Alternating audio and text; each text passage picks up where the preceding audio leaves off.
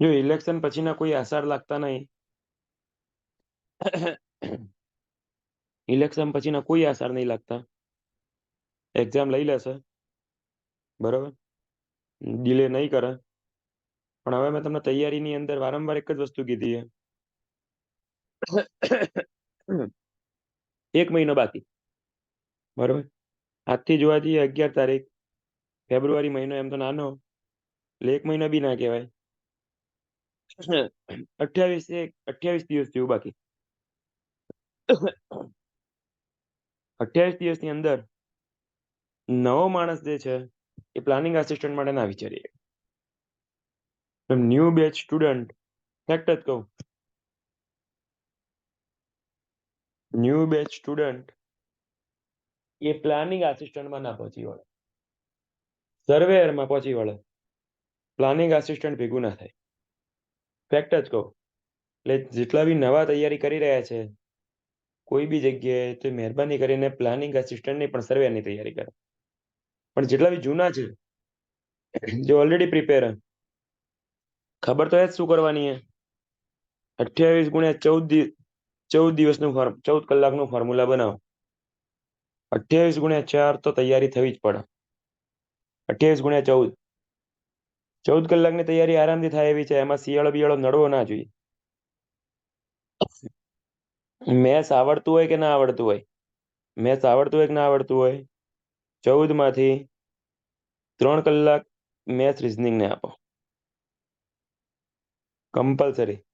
અને maths reasoning એવા ટાઈમે લો કે જ્યારે ઊંઘ આવતી હોય.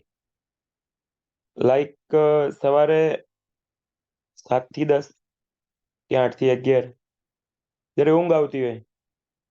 કાં તો માણસને ઉઠતા ટાઈમે ઊંઘ આવે, કાં તો ઊંઘતા ટાઈમે ઊંઘ આવે. 2 વસ્તુ હોય. રવિ સાંભળ, શું કીધું? હું એવું નહીં કહેતો વધારે હું શું કહેવાય જાગો. 14 કલાક રીડિંગ પાછળ મેં તમને 8 કલાકની ઊંઘ તો કીધી જ છે. એટલે 8 કલાકની ઊંઘ તો લેજો.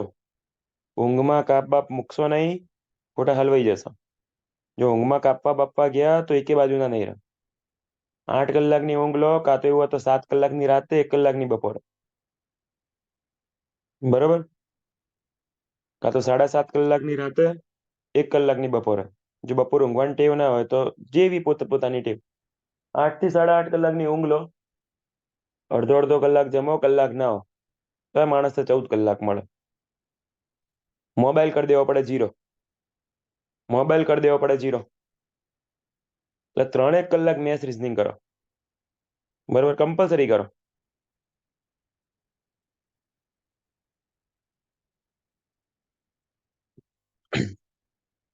નાવા સિવાય બીજા બી આજુબાજુના કામ હોય ને. એટલે એવું નહીં ખાલી ડોલ નીચે બેઠા એ જ મિનિટો કહું છું.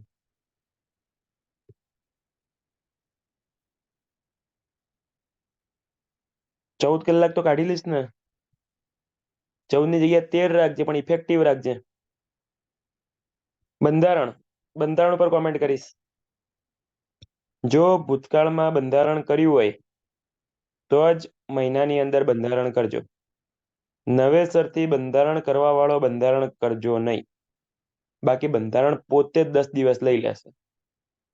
શું કીધું?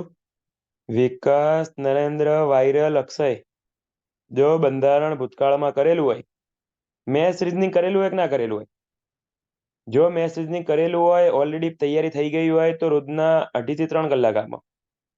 પણ જો મેથ્સ રીઝનિંગની તૈયારી ના થઈ હોય, અડધા સુધી જ થઈ હોય તૈયારી, તો મેથ્સ રીઝનિંગ માટે 4 થી 4.5 કલાક આપી શકો. એટલે મેં એવરેજ 3 કલાક કીધી. બંધારણ જૂનો માણસ જે હોય એ રિવિઝન માટે 1 દિવસ આપી શકે છે. 28 દિવસમાંથી 28 માંથી 1 દિવસ આપી શકે છે. મારી વાત તો સાંભળો. પણ જે માણસો નવા છે એમને ભૂલથી પણ બંધારણનો 1 બી માર્ક્સ લાવવાની જરૂર નથી. 10 માંથી 10 ના 0 કરવાના છે. પ્રાચીબેન, આમાં કોમ્પિટિશન છે, એટલે વેલ્યુ તો 1 માર્ક્સની છે.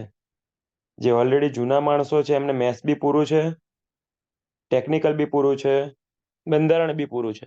એ લોકો ખાલી કરંટ વાંચશે, બરોબર. ફેક્ટ કહું છું. કેમ કે ઓલરેડી હું પોતે જ વાત કરું તો 2 બેચો પૂરી થઈ, OF56 અને SF89. એ બંનેની અંદર એટલો મને વિશ્વાસ છે એ લોકોને ઓલમોસ્ટ સિલેબસ કવર હશે. એ લોકો બંધારણમાં બી 10માંથી 7 માર્ક્સ લાવે એવા છે. એટલા માટે જૂના વાળા બંધારણ કરજો. તમને દર વખતે એવું થતું હશે ને, આ ડરાવા આવી જાય છે.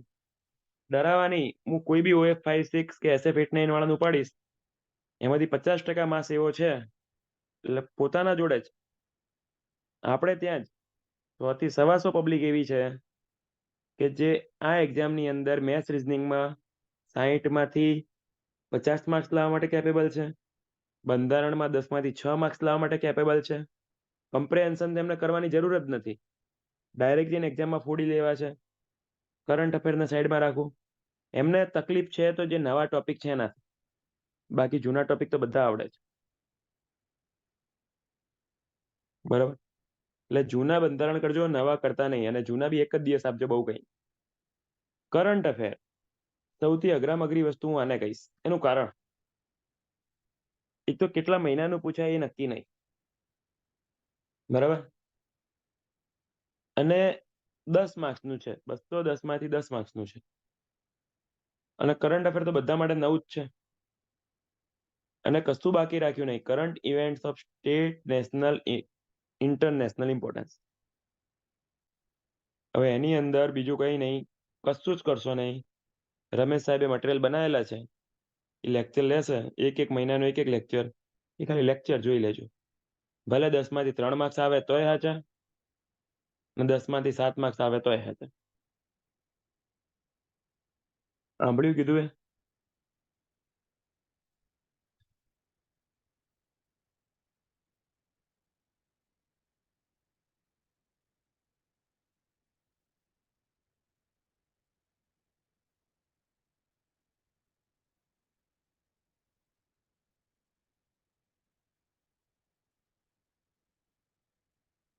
બરોબર. એટલે કરંટ જો એક્સ્ટ્રા ટાઈમ અવેલેબલ હોય, મેથ્સ રીઝનિંગ અને 120 માર્ક્સના ટેકનિકલ, સાંભળજો, 180 માર્ક્સ પછી જેના જોડે ટાઈમ અવેલેબલ હોય એ લોકો જ બંધારણ અને કરંટ કરે. કમ્પ્રેહેન્શનમાં કશું કરવાની જરૂર નહીં તમારે. કમ્પ્રેહેન્શન મેળ પડશે તો હું એક લેક્ચર લઈ લઈશ, જેની અંદર 5-6 ટેબલ લેતો આવીશ, ફકરા એના પરથી ક્વેશ્ચન. બરોબર, એટલે કમ્પ્રેહેન્શનમાં કોઈ તૈયારી ના કરશો. હવે વાત આવે છે ટેકનિકલની. તો ટેકનિકલની અંદર સર્વે, આપણું ક્લાસ 2 વાળા ક્લાસ 2, ક્લાસ 3 વાળા ક્લાસ 3 નું આખું મટીરિયલ પૂરું કરી રાખજો.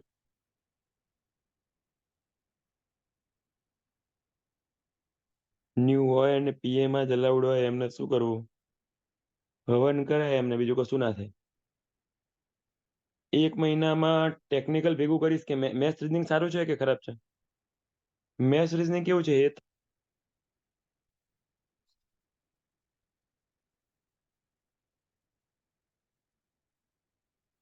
એમની મેથ્સ રીઝનિંગ કેવું છે એમ પૂછું. સારું હોય તો વાંધો નહીં, તો ટેકનિકલના વિડીયો જોઈ શકે છે. એક મહિનાની અંદર ટેકનિકલ પૂરું કરીએ.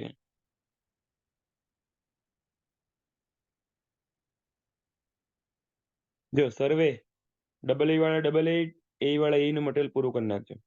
ટ્રાન્સપોર્ટ, ડબલ એ વાળા ડબલ એ નું, એ વાળા એ નું મટીરિયલ પૂરું કરી નાખજો. CPM, PPV સેમ વસ્તુ, અને અર્થક્વેક ને મોન્યુમેન્ટ. આટલા 6 ટોપિક. 6 ટોપિક ઉપર હું એટલી કોમેન્ટ કરીશ, એ વાળા એ અને ડબલ એ વાળા ડબલ એ નું મટીરિયલ અપ ટુ ડેટ સારી રીતે પૂરું કરીને રાખજો. એમાં ક્યાંય કોઈ કચાશ ના રહી જાય, પરફેક્ટલી. ઓકે. વાત આવે છે સોઇલની.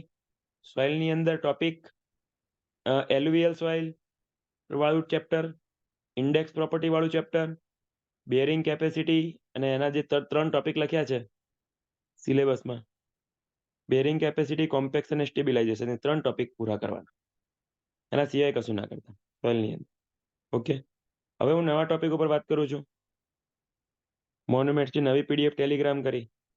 જેને જેને મટીરિયલ જોઈતા હોય, મેં ટેલિગ્રામ જે અપડેટ થયા એ મોકલી દીધા છે ઓલરેડી. સર્વે અક્ષય સાહેબ મે બી આજ બપોરથી કાં તો કાલ બપોરથી બપોરનો ટાઈમ રાખશું, કેમ કે સવારે મેચ ચાલુ છે. સાંભળ પહેલા મારી વાત.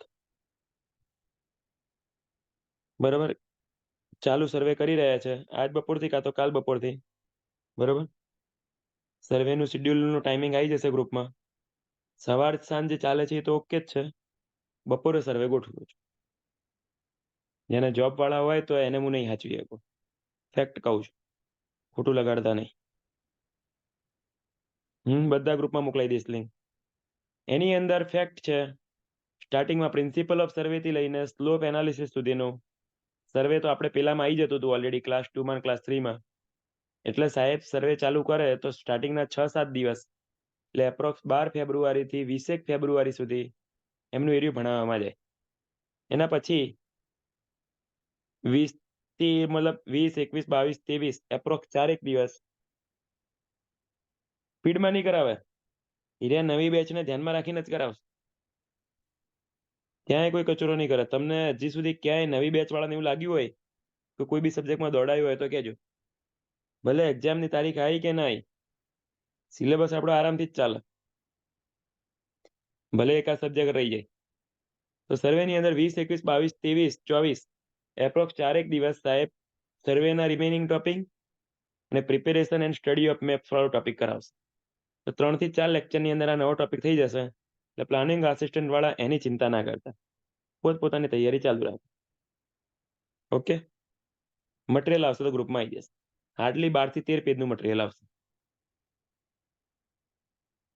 સોઇલની અંદર સોઇલના ઉપરના ટોપિક થઈ ગયા, નીચેના ટોપિક ઓફલાઈનમાં તો પાર્થ સાહેબે કરાવી દીધા છે, પણ ઓનલાઈન વાળાને બાકી છે. તો ઓનલાઈન વાળાને 3 થી 4 લેક્ચર 26, 27, 28, 29 ફેબ્રુઆરી ગણતરી રાખજો. ઓકે, નવા ટોપિક ખાલી. ઇકોલોજી એન્વાયરમેન્ટ સેમ પાર્થ સાહેબના શેડ્યુલમાં, એની ચિંતા કરતા નહીં. મટીરિયલ ઓલરેડી મોકલી દીધું છે. હજી ઇકોલોજીમાં થોડુંક અપડેટ કરું છું. ઓલમોસ્ટ 90% ડન છે. જેને ઉતાવળ હોય એ પૂરું કરી શકે. બરાબર, સિસ્મિક વાળું સ્વામી સાહેબ આવે છે કાલની પરમ દિવસથી હું ચાલુ કરાવી દઈશ. સિસ્મિક વાળું સિસ્મિક ડિઝાસ્ટરનું મટીરિયલ જેને ઉતાવળ હોય જોઈ શકે છે. બાકી 3 થી 4 લેક્ચરમાં સિસ્મિક વાળો ટોપિક આવી જશે. ટ્રાન્સપોર્ટેશન આવી ગયું. સીપીએમ પીપીવી થઈ તો ગયું 7 અને 8. શું વાંધો છે? ઇકોલોજીને મોકલી દઉં, વાયરલ મોકલી દઉં છું, પણ થોડુંક અપડેટ આવશે એમાં.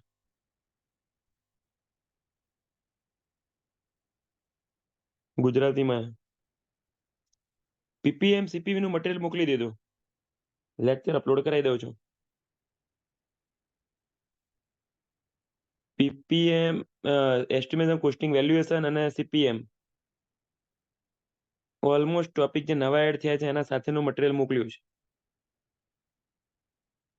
એક્સ્ટ્રા પણ આવી ગયું છે. તો બાકી શું રહ્યું? ચિંતા ક્યાં હે? આટલું પૂરું કરીને રાખો એટલે તમે 80% તો ફ્રી થઈ ગયા. 20% જે નવું એડ થયું છે એની તો હું ગેરંટી આપું જ છું ને. મોકલી દઉં છું અંકિત, ઇકોલોજી વાળું. તો પછી ચિંતા ક્યાં? બધું અપ ટુ ડેટ તો. હા, લિંક આવશે, રેકોર્ડિંગ મુકાઈ દઉં છું. એટલે 20% એડ થાય છે એ રિવાઈ જશે.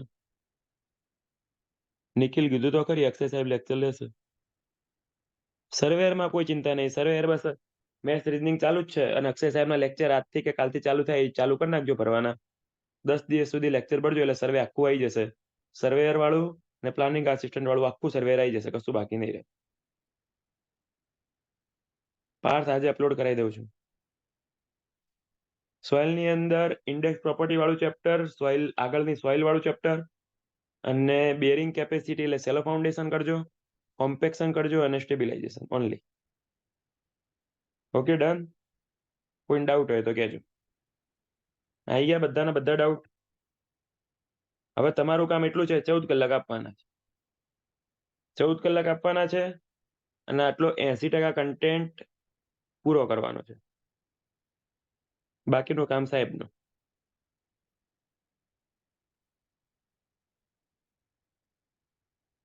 તો જય મેથ્સ રીઝનિંગ માટે 6 કલાક આપવાનું ચાલુ કર. પ્રેક્ટિસ કરવી પડશે. નિખિલ ટેલિગ્રામ કરી દીધી છે. ઓકે, બસ તો એ પ્રમાણે તૈયારી કરતા જાઓ. ટેલિગ્રામમાં લિંક મુકાઈ દઈશ એવું હોય તો. ફૂલ ટેસ્ટ 3 થી 4 પ્લાનિંગ આસિસ્ટન્ટ અને સર્વેયર માટે.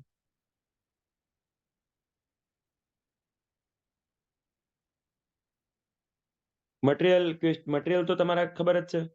ક્વેશ્ચનમાં ખાલી અતુલ કરજો અને ટાઈમ મળે તો યુવા, એના સિવાયનું બીજું કોઈ જ નહીં. સર્વે માટે 5 થી 6 કલાક મેથ્સ રીઝનિંગ અને 8 કલાક સર્વે. બરોબર.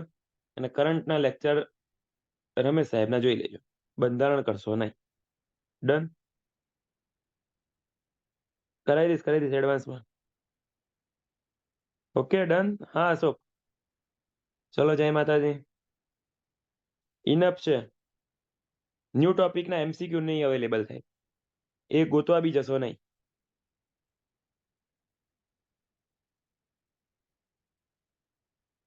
નિખિલ સર્વેયર માટે 5 થી 6 કલાક મેથ્સ રીઝનિંગ અને 7 થી 8 કલાક સર્વે, એવું શિડ્યુલ બનાય. ઓકે મીરવ. કરંટનું મટીરિયલ સાહેબ લેક્ચર જ લેશે. મટીરિયલ મારા જોડે છે પણ મને મોકલવા ના પાડીએ. ઓક્ટોબર નવેમ્બર ડિસેમ્બર મહિનો મારા મોબાઈલમાં પડ્યો પણ મોકલવા ના પાડીએ. હું લેક્ચર લઉં ને પછી આપશું કે સારું. ઓકે, ચલો જય માતાજી. જય અંબે.